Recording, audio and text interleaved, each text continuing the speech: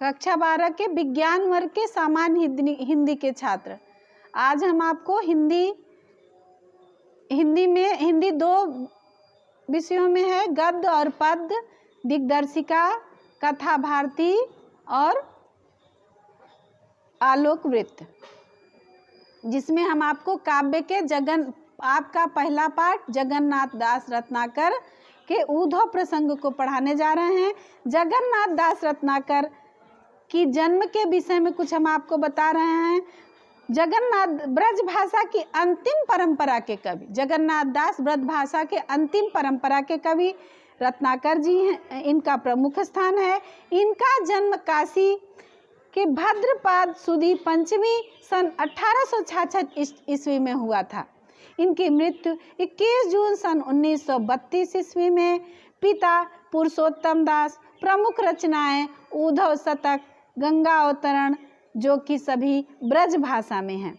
रत्नाकर जी की काव्य साधना काव्य के सभी गुणों से ओतप्रोत है। इन्होंने सूरदास से माधुर्य भावना, तुलसीदास से प्रबंध पद्धति, सिंगारी कवियों से मुक्तक शैली ग्रहण करके इन काव्यों में इनका समन्वय किया है। इन्होंने अपने काव्य का विषय पौराणिक कथाओं एवं घटनाओं को बनाया है, फिर भी इनमें सूर तुलसी की अपेक्षा नवीनता है। आगे हम इनके बारे में पढ़ रहे हैं। देखिए, प्रस्तुत काव्यास जगन्नाथ दास रत्नाकर द्वारा संवत 1986 विक्रमी संवत से सन 1929 ईस्वी में रचित ऊधव शतक से लिया गया है। यहाँ कवि ने भगवान श्री कृष्ण द्वारा मथुरा से भेजे गए ऊधव ब्रज की गोपियों के संवाद के रूप में ज्ञान और योग के ऊपर भक्ति की विजय दिखाने का स्थित्व प्रयास किया है। ज्ञान अहंकारी उद्धव गोपियों के ज्ञान और योग की साधना का उपदेश तो देते हैं, किंतु गोपियों की संपूर्ण उक्तियों के द्वारा उनके उपदेश को व्यर्थ सिद्ध कर दिया जाता है। अंत में उद्धव गोपियों की प्रेम भावना से प्रभावित होकर मथुरा लौट जाते हैं और वहां श्री कृष्ण से कहते हैं कि यदि आपको सजग न करना होता, यदि आपको उनका संदेश न देना होता, बताना न होता, तो मैं यहाँ उनके प्रेम सागर को देख करके, उनकी विह्वल भावना को देख करके कभी मैं यहाँ आता ही नहीं, मैं वहीं पर बस जाता। अब देखिए यहाँ पर, भेजे मन भावन के उद्धव के आवन की, सुधि ब्रज गावन में पावन जबै लागी, कहे रत्नाकर गुआलिन की, झौरी झौरी दौरी दौरी नंद पौरी आवन तबै लागी, उझकी उझकी पद कंजन के पंजन पे, पेखी पेखी पाती छाती छोहन छबै लागी, हमको लिखे हुए कहाँ, हमको लिखे हुए कहाँ, हमको लिखे हुए कहाँ, कहाँ न सबै लागी। अब अर्थ देख लीजिए, क्या कर रहे हैं। आवन मतलब आगमन, आवन मतलब आगमन, सुधि मतलब सूचना, झौरी झौरी मतलब झुंड के झुंड, दौरी दौरी मतलब दौड़ना, नंद पौरी, नंद मतलब नंद, पौरी मतलब द्वार, नंद का द्वार, उझकी उझक उछल उछल पद, पद कंजन पैरों के पंजों पर बैठ करके, पेखी पेखी पाती पत्र को देख देख करके, छीन छीन करके सारे ये कहने लगी। फिर देखिए यहाँ पर क्या कर रहे हैं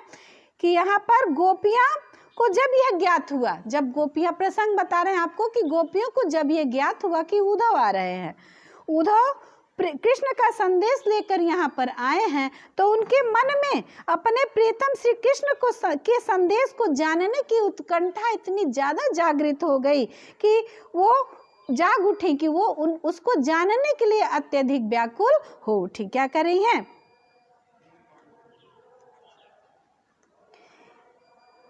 अपने मन भावन अर्थात श्री कृष्ण की सूचना आने की खबर जब उन्हें प्राप्त हुई, ज्ञात हुआ, तो वो जिस समय उनको यह ज्ञात हुआ कि उद्धव आ रहे हैं, उसी समय गोपिकाएं भेजे मन भावन के उद्धव के आने, जब अपने श्री कृष्ण के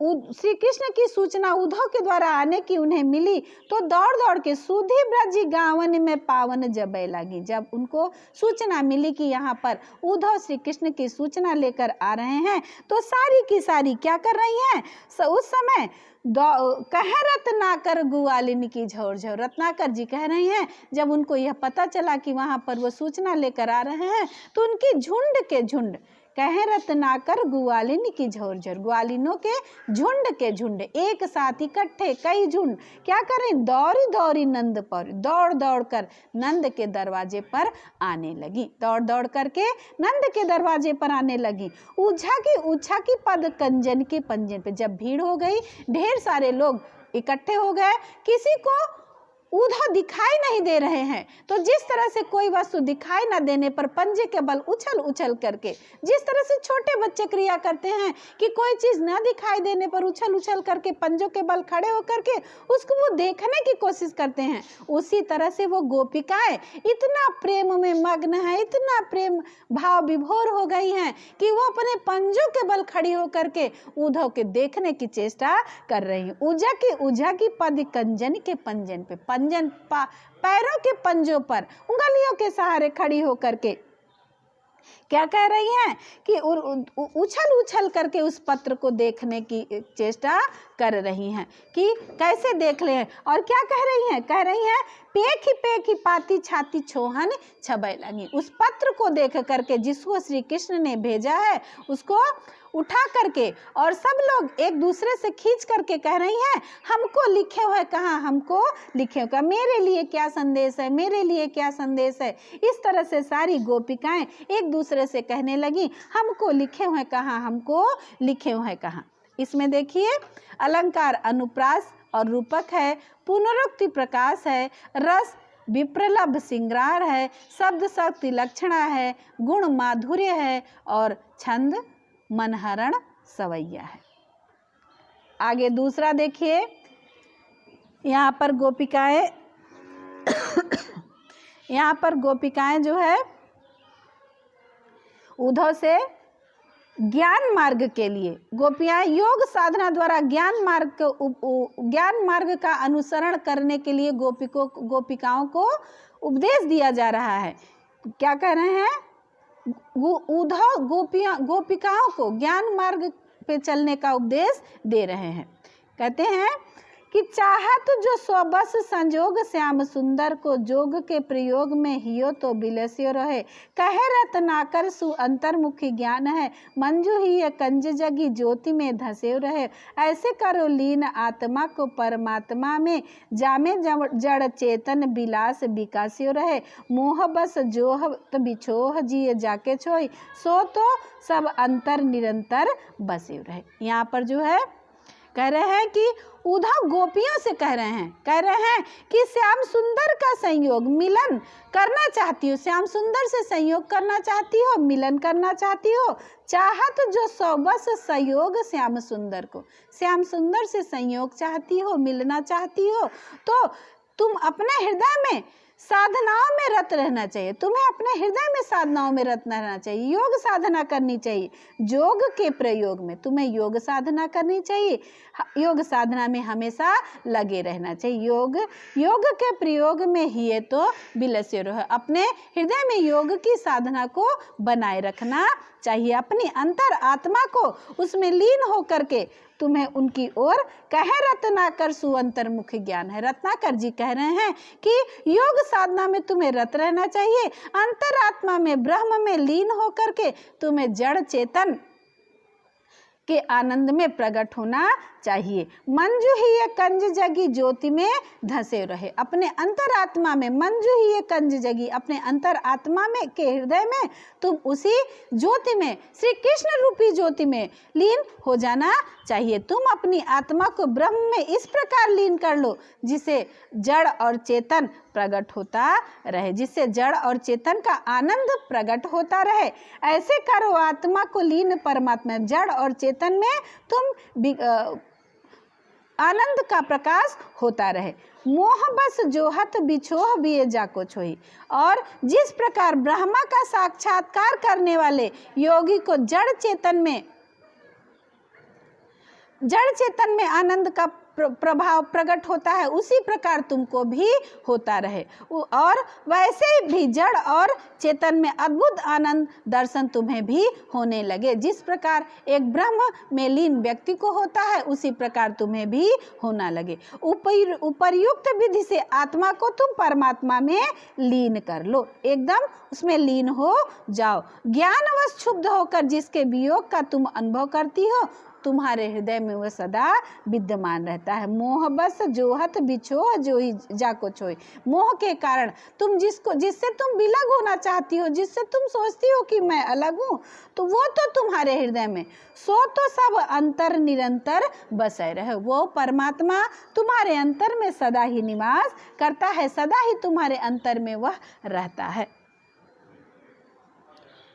अलंकार अनुप्रास और यमक है, शब्द शक्ति लक्षणा है, गुण प्रसाद है, छंद मनहरण सवैया है। अब तीसरे पे आते हैं। सुनी सुनी उद्धव की अकथ कहानी, कान को था हरानी को थाना थिरानी है। कहे रत्नाकर रिसानी बररानी को भी लखानी बिकलानी बिथकानी है। को सेदसानी को भरी दृग पानी रही, को घूमि घूमि परी भूमि मुरझानी है। को श्याम श्याम के बहक बिललानी को कोमल करे जो थामी सहमी सुखानी है। यहाँ पर क्या कर रहे हैं कि उद्धव की इस तरह की बातें सुन करके, उद्धव जो योग साधना के बारे में गोपियों को बताने आए थे, उनकी कहानी को सुन करके गोपियों की क्या दशा हुई, उसका वर्णन यहाँ पर रत्नाकर जी कर रहे हैं कि ऐसी वियोग की बातें सुन करके उन गोपियों के मन पर क्या बीती, वो गोपियों की स्थिति क्या हो गई, उसका वर्णन करते हुए यहाँ पर रत्नाकर जी कह रहे हैं, क्या कह रहे हैं कि सुनी सुनी उद्धव की अकथ कहानी, कान अकथनीय, जो कहने योग्य थी ही नहीं, जिसको सुनना ही नहीं चाहिए था, ऐसी कहानी अपने कानों से सुन करके उन गोपियों की क्या स्थिति हो गई। को था रानी को था नहीं थी रानी है। कोई तो एक जगह स्थिर हो गई, ऐसे खड़ी हो गई, कोई अपने स्थान पर ही बैठ गई, कोई गोपी अपने स्थान पर खड़ी ही रह गई, कोई वहीं पर बैठ गई। इस तरह से मन को लगने वाली बातों को सुन करके उनकी मना स्थिति क्या हो गई है। कहे रत्नाकर रिसानी बररानी, कोई रत्नाकर जी कह रही हैं, कोई गोपी बड़बड़ाने लगी, कोई नाराज हो गई, अर्थात रिसानी मतलब कोई नाराज हो गई और कोई बड़बड़ाने लगी, और कोई बिलाप करने लगी। क्या कर रहा है, को भी लखानी, को तो व्याकुल हो गई और कोई बिलाप करने लगी, कोई रोने लगी और कोई व्याकुल होने लगी। कह रहा है को भी लखानी बिकलानी बिथकानी, कोई व्याकुल हो गई और कोई बिलाप करने लगी, और कोई क्या हो रहा है, चक्कर खा करके घूम घूम करके, कोई घूम घूम करके पृथ्वी पर गिर पड़ी। को भी लखानी बिकलानी बिथकानी है, कोई तो व्याकुल हो गई, कोई बिलाप करने लगी, कोई घूम घूम करके उसी पृथ्वी पर गिर पड़ी। को सेदसानी, सेदसानी पसीना, कोई पसीने पसीने हो गई, कोई तो पसीने पसीने से भीग गई। को सेदसानी, को भरी दृग पानी रही, दृग माने आंसू, कोई क्या कर रही है कि आंखों में आंसू भर के बस वह चुपचाप खड़ी हुई है। को भरी दृग पानी रही, कोई केवल आंखों में आंसू भर करके खड़ी रही।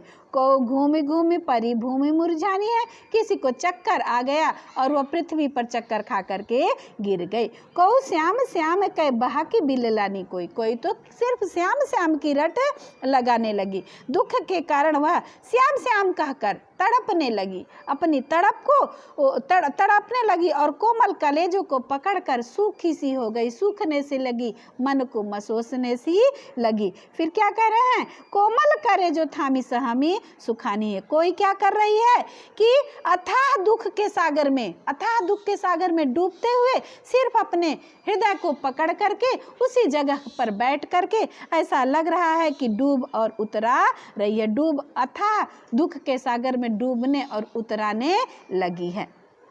यहाँ पर रत्नाकर जी ने इतना अच्छा उन गोपियों का चित्रण किया है कि अगर अंतः मन से देखा जाए तो ऐसा लगता है कि सामने ही सचित्र उसका वर्णन हो रहा है, सच में ऐसा हो रहा है, ऐसा प्रतीत होने लगता है। फिर क्या कहना क्या है कि इसका अलंकार गुण अलंकार विप्रलभ, अलंकार पुनरक्ति प्रकाश, रस विप्रलभ सिंगार, सप्त शक्ति लक्षणा, गुण प्रसाद, छंद मनहरण सवैया।